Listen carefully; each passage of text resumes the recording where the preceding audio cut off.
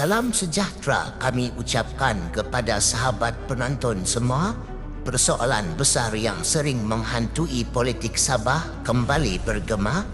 Adakah Parti Warisan benar-benar akan bertanding sendirian dalam pilihan raya negeri Sabah ke-17? Atau ada ruang tersembunyi untuk pakatan rahsia di saat akhir?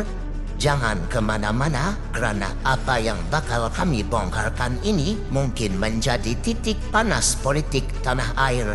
Disclaimer, berita asal ini ditulis oleh Ashikin Asmin dan diterbitkan oleh Sinar Harian pada 23 Ogos 2025. Kami bawakan semula laporan ini dalam bahasa yang lebih mesra untuk tontonan anda di YouTube. Namun, segala fakta asal adalah dikekalkan supaya anda semua mendapat gambaran penuh berkenaan isu ini. PRN Sabah Warisan tolak pinangan PN kekal tanding Solo.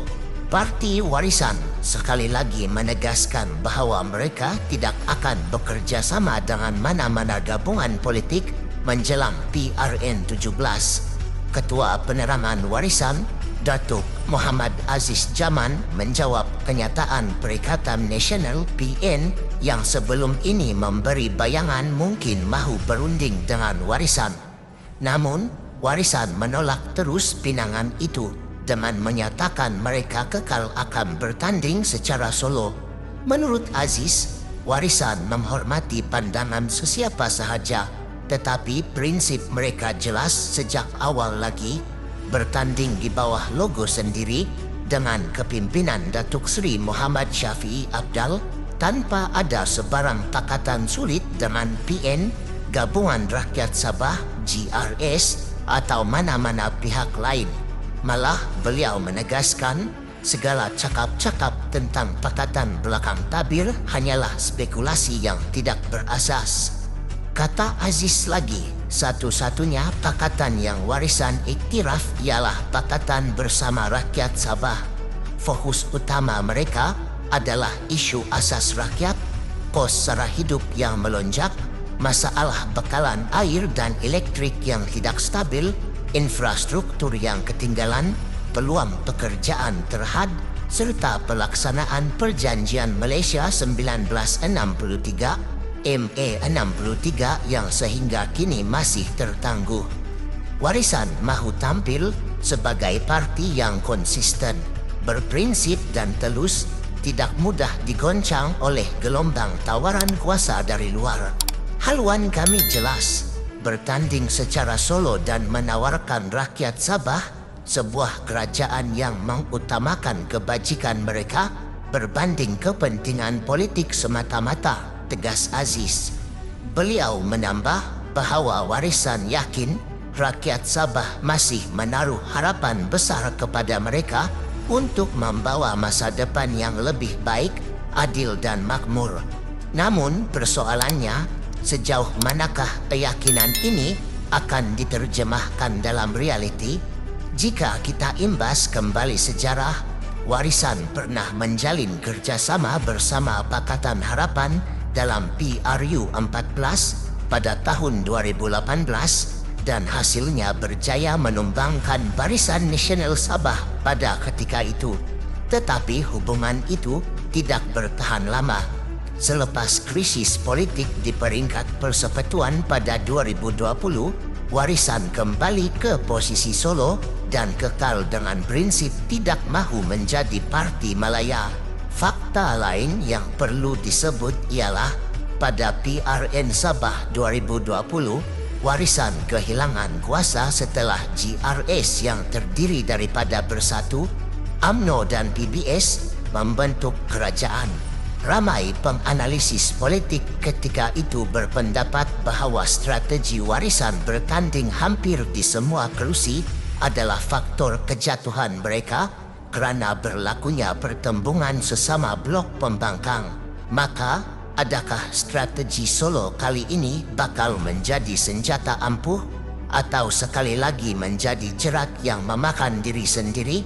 Di sinilah kontroversinya. Sesetengah pihak melihat keputusan warisan ini sebagai satu bentuk keberanian politik, menunjukkan bahawa mereka tidak mahu menjadi pak turut kepada blok kuasa dari Malaya. Namun, ada juga yang menganggap langkah ini adalah bunuh diri politik kerana realitinya politik Sabah sentiasa berputar pada pakatan, gabungan dan kompromi. Sejarah menunjukkan parti yang benar-benar bergerak sendirian jarang mampu bertahan lama di pentas kuasa. Dan sekarang, mari kita lontarkan persoalan yang lebih panas. Adakah warisan sebenarnya sedang bermain strategi untuk menaikkan harga rundingan sebelum membuat pusingan you saat akhir? Mungkinkah pernyataan Solo ini hanya taktik psikologi untuk memuji kesetiaan akar umbi dan memukul sokongan rakyat? Atau mungkinkah warisan benar-benar mahu membuktikan kepada dunia bahawa mereka boleh berdiri sendiri walaupun berdepan risiko kehilangan lagi banyak kerusi? Apa yang lebih mencabar ialah rakyat Sabah sendiri kini berada dalam dilema. Mereka penat dengan janji-janji politik, tetapi dalam masa yang sama mengharapkan penyelesaian tuntas terhadap isu-isu asas yang sudah berlarutan sejak puluhan tahun. Jika warisan gagal menunaikan janji dalam PRN kali ini, kepercayaan rakyat mungkin semakin luntur. Tetapi jika mereka berjaya, ia akan mencipta sejarah baharu politik Sabah. Sebuah parti lokal berdiri sendiri menentang dominasi parti-parti nasional. Inilah politik Sabah. Penuh warna, penuh drama dan penuh teka-teki. Sebagai penutup, kami tinggalkan anda dengan serangkap pantun.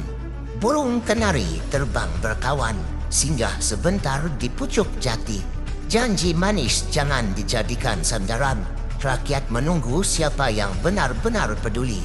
Itulah berita dan analisis penuh kita kali ini. Jangan lupa untuk tekan butang like, share dan subscribe kerana lebih banyak pendedahan politik Sabah yang kontroversi akan kami kupas. Kita jumpa lagi dalam video seterusnya yang pastinya lebih panas dan lebih berapi. Sekian.